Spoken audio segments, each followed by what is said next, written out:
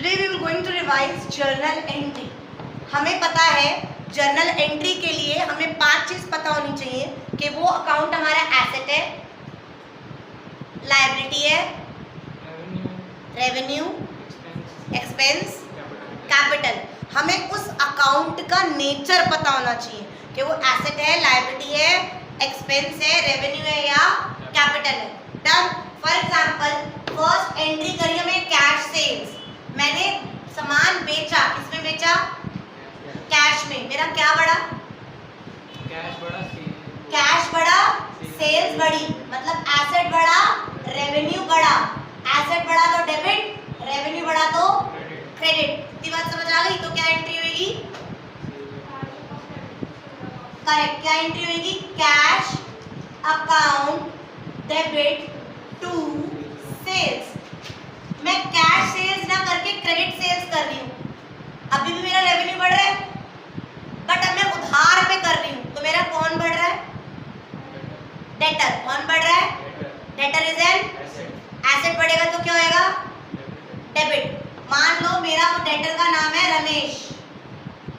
Ramesh account debit to sales. Done. अब मैं क्या कर रही हूँ? Cash purchase. मैं खरीद के ला रही हूँ कैश में, तो मेरा कैश घट गया और मेरा परचेज बढ़ गया. एक्सपेंस बढ़ गया, एसेट घट गया. एक्सपेंस बढ़ता है तो क्या होता है? डेबिट. और एसेट घटता है तो क्या होता है? तो एंट्री क्या बनेगी? Purchase account debit to cash. खरीद के तो मैं अभी भी ला रही हूँ, बट किस में ला रही हूँ? उधार पे. किस पे ला रही हूँ? क्रेडिट पे, उधार पर. तो वो मेरा क्या बन जाएगा? क्रेडिटर. लायबिलिटी क्या बन जाएगा? करेक्ट. लायबिलिटी बढ़ रही है, तो जब लायबिलिटी बढ़ती है तो क्या होती है? क्रेडिट. मान लो वो है सुरेश. वो कौन है? सुरेश. तो यहाँ पर क्या आएगा? Purchase account debit to Suresh. Done. क्या इन दोनों की कंबाइंड एंट्री भी हो सकती है? हो सकती है.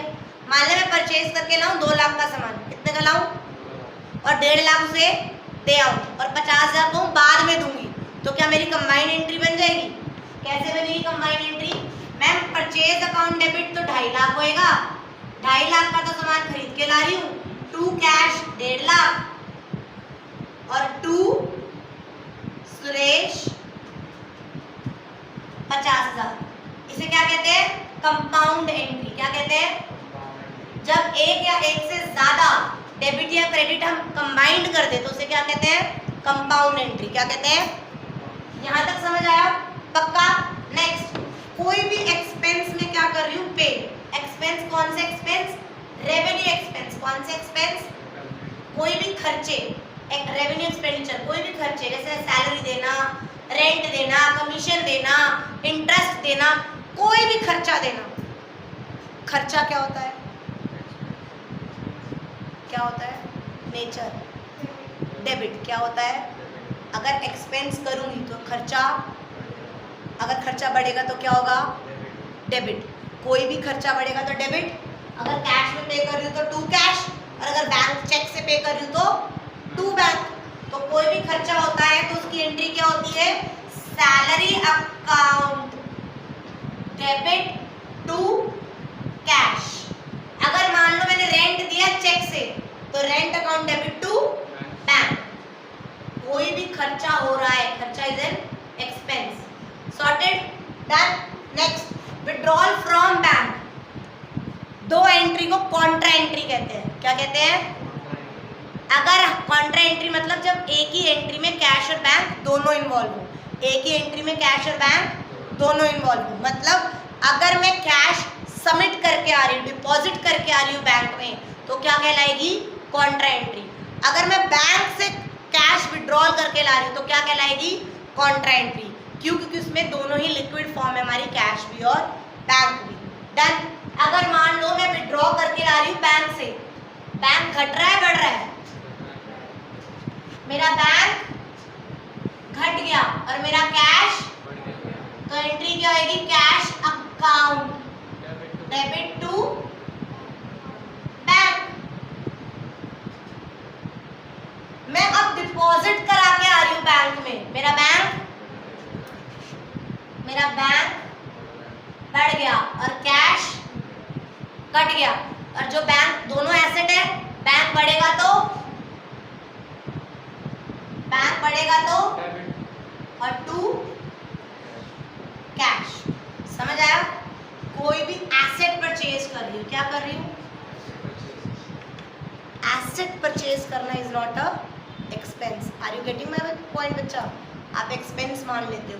अगर मैं फर्नीचर परचेज कर रही हूँ, अगर मैं मशीनरी परचेज कर रही हूँ, तो उसे परचेज नहीं मानना, क्या मानना है? एसेट। आपने फर्नीचर परचेज करा तो एंट्री अगर थी purchase account debit to cash. But हम परचेज और सेल सिर्फ किसके लिए यूज करते हैं? जब हम गुड्स में क्या करें? ये सारी एंट्री कब मानी जाती है? जब हम किस में करें? गुड्स में, इन विच वी आर डीलिंग। यहाँ पर अगर मैं एसेट परचेज कर रही हूँ तो वो purchase account debit to cash नहीं होएगा। हमारे पास एक एसेट आ रहा है और एक एसेट जा रहा है। अगर मेरे पास फर्नीचर आया और कैश गया तो एंट्री क्या हो जाएगी? Furniture account debit to cash. समझ आई? मैं उधारी पे ला रही हूँ फर्नीचर, क्या ला रही हूँ? समित एंड ब्रोस से मैं उधारी पे ला रही हूँ। समित एंड ब्रदर्स एक कंपनी है, उससे मैं उधारी पे ला रही हूँ। फर्नीचर आ रहा है बट लायबिलिटी। यहाँ वाले केस में मैं एंट्री में furniture account debit to Samit and brothers company. यहाँ पर मेरा फर्नीचर तो बढ़ा बट मेरी लायबिलिटी भी, फर्नीचर एसेट बढ़ता है तो क्या होता है? डेबिट। बट लायबिलिटी बढ़ती है तो क्या होता है? क्रेडिट। तो furniture account debit to Samit and brothers company. समझ आया? पक्का? Next, depreciation on asset. This is expense. क्या होते हैं? डेबिट। एक्सपेंस क्या होते हैं? Depreciation is also an expense. क्या डेप्रिसिएशन एक खर्चा है? मैम डेप्रिसिएशन खर्चा तो है बट कौन सा खर्चा है? कौन सा खर्चा है? Non cash expense. एक्सपेंस तो है बट वो कौन सा खर्चा है? Non cash expense. में मतलब यहाँ मैं खर्चा दे रही हूँ तो क्या मेरा कैश जा रहा है? जा रहा है ना बच्चा? क्यों नहीं जा रहा? मैं सैलरी पे कर रही हूँ तो मेरा कैश जाएगा ना, रेंट पे करूँगी तो मेरा कैश जाएगा ना, इंटरेस्ट पे करूँगी तो मेरा कैश, तो ये कैश वाले खर्चे हैं। बट मेरा डेप्रिसिएशन एक्सपेंस तो है बट मेरा कैश जाता है। मेरा ये एसी 45,000 का था, इस साल मैं इसके ऊपर 5,000 डेप्रिसिएशन लगाऊंगी। क्या मैं 5,000 किसी को दे के आ रही हूँ? बट खर्चा तो है, बट खर्चा तो डेप्रिसिएशन क्या होगा? Debit expense. बट क्रेडिट किसको करूँ? कैश तो मैं नहीं दे रही। कैश दे रही हूँ किसी को? नो। तो इसका समझो, डेप्रिसिएशन एक कौन सा खर्चा है? Non cash expense. कौन सा खर्चा है? मेरा एक्सपेंस बढ़ रहा है यानी मेरा डेप्रिसिएशन बढ़ रहा है, वो डेबिट हो जाएगा। बट मेरी फर्नीचर की या एसेट की वैल्यू, मेरी एसेट की वैल्यू घट रही है तो एसेट घटेगा। एसेट जो मेरी मशीनरी 2 लाख की शो हो रही थी उसके ऊपर मुझे 10% डेप्रिसिएशन लगाना है। क्या लगाना है? तो 2 लाख का 10% 20,000 मुझे मशीनरी की वैल्यू पहले 2 लाख की थी, अब 2 लाख की नहीं दिखेगी, अब तो एक 80 की दिखेगी क्योंकि 20,000 से मैंने वैल्यू कम कर दी। मैंने 20,000 से वैल्यू कम कर दी तो एंट्री क्या बनेगी? Depreciation account debit to asset machinery. समझ आया? यहाँ पर मेरा कैश नहीं गया, बैंक नहीं गया। यार मेरा ये वाला एसी है, वो वाला एसी है, डिस्पेंसर है, इन पे डेप्रिसिएशन लगा ही रही हूँ, बट क्या वो खर्चा मैं किसी बाहर वाले को दे के आती हूँ? भाई यार मेरे को अकाउंट्स मैच करना है, प्लीज़ मुझे खर्चा कैश आउट दिखाना है, तू रख ले। मेरे एसेट की वैल्यू गिर रही है। डेप्रिसिएशन का मतलब ही क्या होता है? Fall in the value of asset, fall in the value of asset. समझ आया? डेप्रिसिएशन की एंट्री समझ आई? Depreciation account debit to asset, समझ आया? Next, bad debts. What do you mean by bad debts? हमने चैप्टर 2 में पढ़ा है, वो वाले डेटर जो अब पैसा, मेरा पैसा डूब गया, वो डेटर क्या हो गए? इंसॉल्वेंट। ये सुनो, बैड डेट्स हो गए। बैड डेट्स मतलब अब मेरा पैसा डूब गया।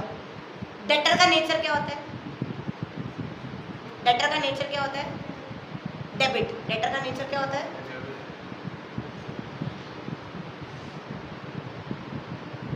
ये मेरा डेटर था, रमेश टू सेल्स। मान ले से मुझे 1 लाख देने थे। कितने देने थे? 1 लाख और 1 लाख। 2 महीने गुजरे, 4 महीने गुजरे, 6 महीने गुजरे, 10 महीने गुजरे, उसका पैसा बाद में पता चला वो क्या हो गया? इंसॉल्वेंट। क्या पता चल गया? इंसॉल्वेंट। तू ना बीच बीच में आंसर दे सकती है, ऑनलाइन ले रही है तो ये नहीं बस सुनेगी, बीच में मुझे आंसर दे, हम क्या बोल रहे हैं तुझे सुनाई दे रहा है? क्या हो गया? इंसॉल्वेंट हो गया, पैसा डूब गया। वो कह रहा है मैं तो तुझे मैक्सिमम कितना दे सकता हूँ? 60 पैसा इन अ रुपी। कितना दे सकता हूँ? यानी 1 रुपये में कितना पैसा दे सकता हूँ? 60 पैसा। यानी कितना परसेंट हो गया? तो यानी मैं तो तेरे को सिर्फ 60% पैसा दे सकता हूँ, और पैसा तो कैश कितना आ रहा है? 60,000। कितना आ रहा है? और रमेश जा कितने से रहा है? 1 लाख। मुझे तो 1 लाख के 1 लाख खत्म करने होंगे ना, 1 लाख के 1 लाख उड़ाने होंगे ना। अगर रमेश डेबिट है 1 लाख से, तो मुझे रमेश को क्रेडिट कितने से करना पड़ेगा? 1 लाख से, तभी तो वो खत्म होएगा ना, नलिफाई हो जाएगा। बट मेरे पास आ कितना रहा है? 40,000 का क्या हो गया? Bad debt is an expense. क्या होते हैं? डेबिट। एक्सपेंस क्या होते हैं? डेबिट। अब समझो, मेरा रमेश जो है वो क्या है? डेटर। क्या है? रमेश मेरा क्या है? डेटर। डेटर क्या है? एसेट। एसेट मेरा घट रहा है 1 लाख से, वो कह रहा है अब मैं 1 लाख में, और कैश कितना आया? Cash is an asset. Asset मेरा बढ़ा कितने से? बट मेरा बैड डेट क्या है? एक्सपेंस। एक्सपेंस मेरा बढ़ा, लॉस। एक्सपेंस या लॉस 40,000। समझ आया? Bad debt is an expense और लॉसेस। क्या समझ आया? तो मैं कहूंगी यार मेरा कैश तो आया, cash account debit to Ramesh. Cash मेरा 60,000 आ रहा है और रमेश मेरा 1 लाख से माइनस हो रहा है, यानी 40,000 का मुझे क्या हो रहा है? 40,000 का मुझे क्या हो रहा है? Bad debt. अब समझो, 1 लाख से 1 लाख कट गया। अब मेरी बुक्स ऑफ अकाउंट्स में कोई रमेश है? 2020 में मैंने एंट्री करी थी, कोविड में, कहता था पैसे नहीं है, नहीं है, नहीं है, नहीं है, तो भाई 60,000 दे दे। भागते चोर की लंगोटी ही सही, कोई बात नहीं, 1 लाख नहीं तो 60,000 दे दिए। 40,000 मैंने क्या कर दिया? बैड डेट में डाल दिया, खत्म। 2025 में उसका ईमान जागा। एक बार दरवाज़ा खोलना, मुझे लग रहा है बाहर कंटिन्यूसली कोई आ रहा है, कोई जा रहा है, कोई आ रहा है, कोई जा रहा है। अब उसका 2025 में ना ईमान जागा, 2025 में ईमान जागा, यार मैंने ना रश्मि के 40,000 रुपये खाए थे, रखे थे मेरे पास, तब नहीं थे, अब है, बट अभी भी मेरे पास 25,000 है, और वो मुझे 25,000 रुपये आज देने आ गया। मैं उसे मना कर दूँ, भाई देख तू तो मेरी बुक्स ऑफ अकाउंट्स में है नहीं, मैं तो तेरे को नलिफाई कर चुकी हूँ, मैं तेरे से पैसा नहीं ले रही, ऐसा बोलूँगी मैं? आती हुई लक्ष्मी कोई ठुकारता है? मैं रखूँगी ना, हाँ आने दे यार, 25,000 आने दे। मैं तो उसे ख़त्म कर ही चुकी ना 2020 में। Hello Dishi, are you listening me? Are you getting what I am saying? क्या मैं आती हुई लक्ष्मी को 25,000 को ठुकराऊंगी? मैं कहूँगी आन दे। अब 2 दिन हो गए, मैं जब 25,000 लूँगी क्या मैं 15,000 का लॉस मानूंगी अपना? उसने देने कितने थे? 40। वो दे कितना रहा है? क्या मैं 15,000 का लॉस मानूंगी? क्यों नहीं मानूंगी? क्योंकि मैम आप तो ऑलरेडी 40 का लॉस करके खत्म कर चुके हो। आपको वो 40,000 में से 4,000 दे, 10,000 दे, 15,000 दे, 20,000 दे, 25,000 दे, कुछ भी दे, आपको प्रॉफिट ही है। आप तो ऑलरेडी उस साल में लॉस बुक करके खत्म। तो कैश तो आया, कैश तो आया 25,000 का, बट किससे? क्या मैं cash account debit to Ramesh 25,000 कर सकती हूँ? कहने पास दिस एंट्री, कैश आया रमेश से आया, क्या मैं एंट्री कर सकती हूँ? नो। मैम आप रमेश को क्रेडिट कैसे करोगे जब रमेश एग्जिस्ट, कोई डेबिट है ही नहीं रमेश के नाम का, तो आप उसे क्रेडिट कैसे कर दोगे? तो कैश तो आया, कैश तो आया, बट तेरा रेवेन्यू बढ़ा। तेरा रेवेन्यू, और रेवेन्यू किस नाम से बढ़ा? Bad debt recovered 25,000, this is a revenue. Bad debt recovered क्या होता है और बैड डेट क्या होता है? नेचर बता रही हूँ।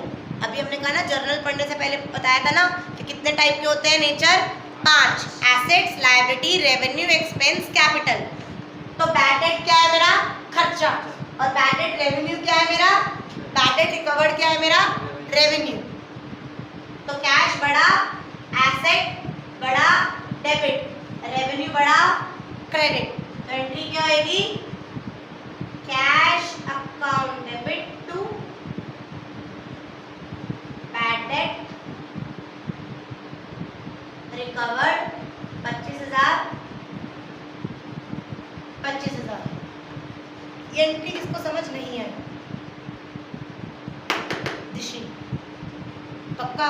शिवम समझ आया? 100%,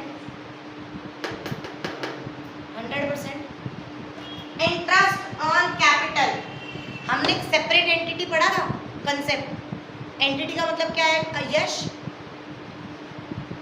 मैं यही कर रही हूँ आज, तो मतलब ना बता मुझे। सेपरेट एंटिटी का मतलब क्या है?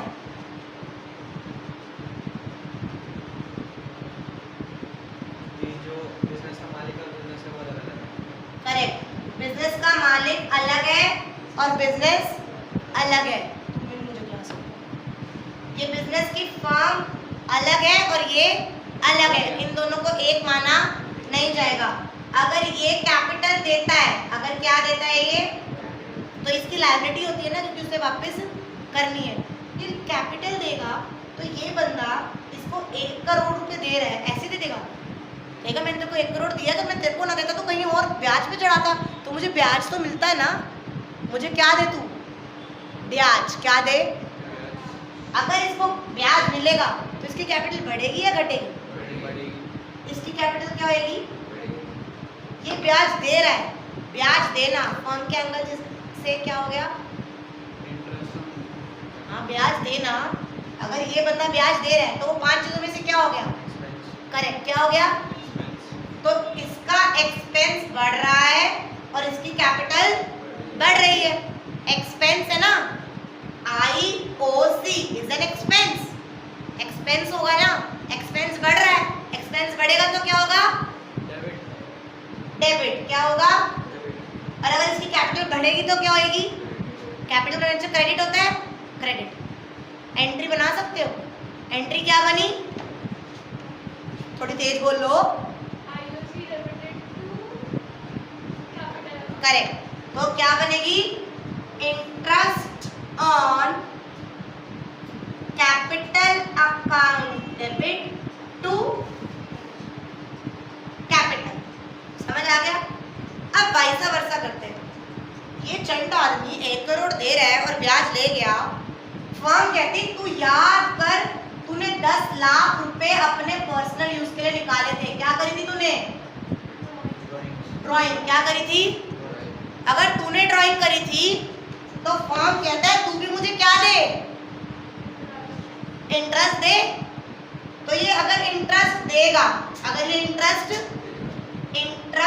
ऑन ड्राइंग देगा तो ध्यान से सुनना, इसकी कैपिटल बढ़ेगी या घटेगी? बढ़ जाएगी। क्या ब्याज दे रहा है अपने कैपिटल, तो इसकी कैपिटल, और इसके पास आईओडी आ रहा है, तो इसके लिए क्या हो गया? रेवेन्यू। नहीं समझ आया? समझ आया? तो रेवेन्यू आया तो रेवेन्यू बढ़ा, रेवेन्यू बढ़ा तो क्या माना जाएगा? क्या होगा? क्रेडिट। और इसकी कैपिटल घटी तो क्या आएगी? कैपिटल घटी तो एक्सपेंस कैसे भाई? कैपिटल घटी, कैपिटल का नेचर क्या होता है? क्रेडिट।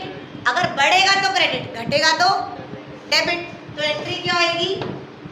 कैपिटल घटी ना, तो capital account debit to interest on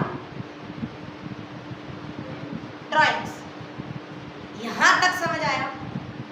यहां तक 100% समझ आया? पेन डाउन करो पहले, फिर मैं परचेज वाली बताती हूँ।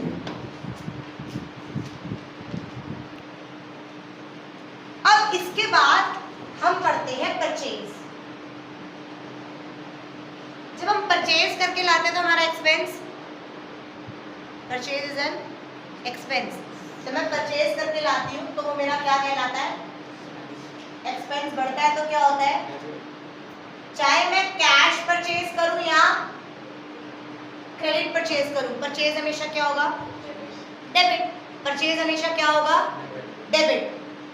बट अगर मैं कहूं, मैं कुर्तियों का काम करती हूँ, हम वॉचेस का काम कर रहे थे ना, हम वॉचेस का काम कर रहे थे, हम वॉचेस जो परचेज करके लाते हैं तो परचेज में डाल देते हैं, और जो वो बिकती है तो किस में डाल देते हैं? सेल्स में। बट अब ना पंगा हो गया, मैं वॉचेस का काम करती हूँ और मैंने उसमें से 2 वॉच उठा के ले गई, 1 for me and 1 for my husband. तो क्या वो परचेज सेल्स में कन्वर्ट हो पाई? बट वो परचेज बढ़ने की वजह क्या हो गई? घट गई। परचेज क्या कर गई? किसकी वजह से? मैंने क्या करी? करेक्ट, क्या करी? ड्राइंग हमेशा क्या होती है? हम वो केसेस पढ़ेंगे जब परचेज हमारा क्या हो रहा है? घट रहा है। जब हमारा परचेज क्या कर रहा है? मान ले मैं अपने पर्सनल यूज के लिए कर रही हूं तो क्या हो गई? ड्राइंग। तो परचेज घटा, कैपिटल घटी।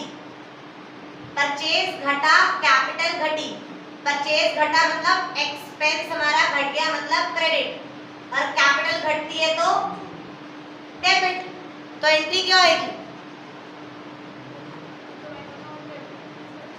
करेक्ट, क्या होगी? Drawing account debit to purchase. हमेशा परचेज क्या होता था? बट अब परचेज क्या हो रहा है? क्रेडिट। क्या हो रहा है?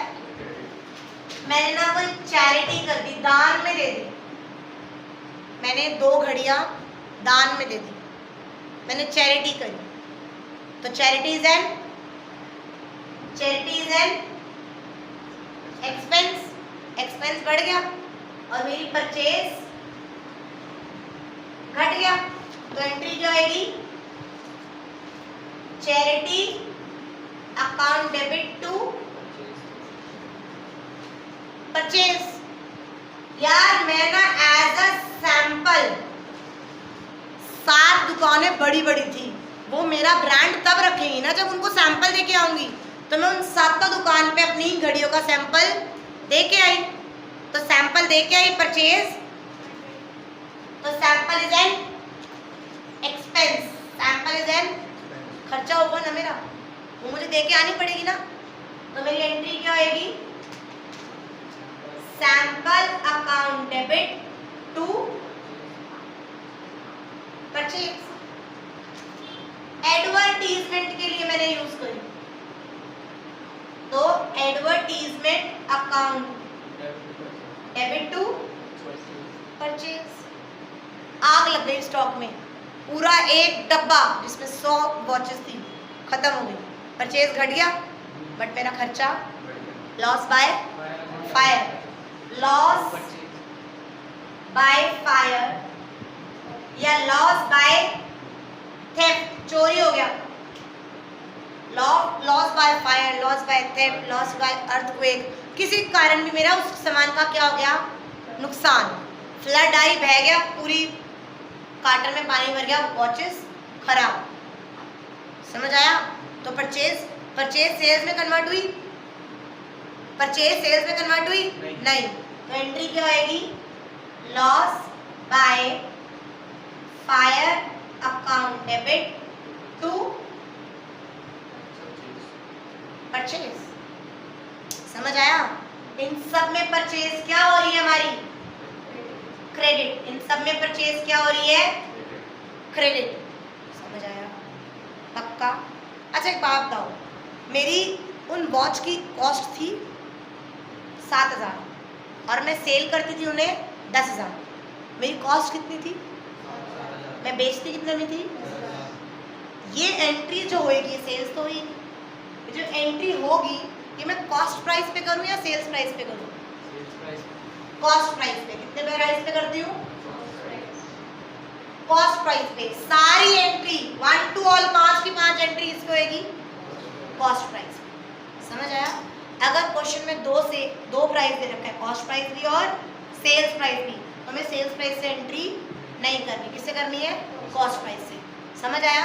नेक्स्ट क्लास में हम इसका ही आगे पढ़ेंगे, लॉस बाय फायर, मेरी 1 लाख का घड़ियां का नुकसान हो गया, 1 लाख रुपीस का नुकसान हो गया, व्हाट इफ अगर मैंने इंश्योरेंस ना करा रखी हो, तो यही एंट्री पास होगी?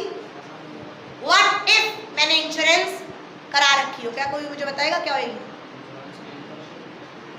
ये पहली एंट्री होगी, वीडियो में आ रहा है ये पूरा, पहली एंट्री क्या होगी, loss by fire account debit to 1 lakh 1 lakh, अगर मेरे इंश्योरेंस हो रखी है तो मैं किसके पास जाऊंगी, इंश्योरेंस कंपनी के पास जाऊंगी और कहूंगी तो मुझे 1 लाख रुपए दे, तो इंश्योरेंस कंपनी मेरा एसेट बन जाएगा, डेटर बन जाएगा ना, जिससे पैसा आना है, तो मैं उसे अपनी बुक्स में डेबिट कर दूंगी, मैं कहूंगी insurance company account debit to loss by fire account 1 lakh, अब वो 1 लाख मैं उससे मांगूंगी ना इंश्योरेंस वाले से, दे मुझे, क्यों दे, क्योंकि मेरा लॉस बाय फायर हुआ, ये नया कंसेप्ट है, पढ़ लो, मेरा एक एंट्री तो ये पास कर दूंगी ना, ये मैंने पास कर दी पहली एंट्री, दूसरी एंट्री क्या पास करूंगी, insurance company to loss by fire, क्या इंश्योरेंस कंपनी सारा क्लेम दे देती है? मान लो उसने 80,000 ही दिए, मान लो उसने, बैंक में कितने आएंगे, 80,000 आएंगे ना, बट इंश्योरेंस कंपनी घटेगी कितने से, 1 लाख से, वो अब 20,000 नहीं दे रही, तो मेरी एंट्री क्या होगी, ये वाला स्पेस आ रहा है, थर्ड एंट्री क्या होगी कि मैम आपके पास बैंक अकाउंट में तो कितना आया, 80,000, टू इंश्योरेंस कंपनी कितने से गई, 1 लाख से, तो 20,000 का क्या करना पड़ेगा, लॉस बाय फायर अकाउंट या पीएल अकाउंट, समझ आया? 3 एंट्री अभी के अभी मेरे सामने नोट डाउन करो, इफ गुड्स आर इंश्योर्ड, क्या लिखोगे, if goods are insured, then first entry this loss by fire to purchase, second entry insurance company to loss by fire, third entry bank account debit, PL account debit to insurance company. Fast, class is over, pen down करो।